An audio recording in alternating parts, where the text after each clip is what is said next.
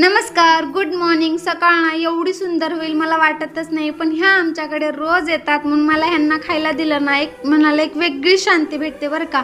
त्यानंतर मी माऊला fruits cut करून दिले. आता ती बाकीचं दुसरं काही खातच नाही, सकाळी सकाळी नाश्ता पण करत नाही, त्यामुळे मी जास्त वेळ फ्रूट्स कट करून द्यायचं तिला हे करते. मग नंतर आता दुसरी काही मला काम करायची इच्छाच नव्हती म्हणून छान अशी मॅगी बनवली आणि थोडासा आराम करून आता कित्येक आराम करायचा म्हणून घरातले छोटे मोठे कामं काढायला घेतले.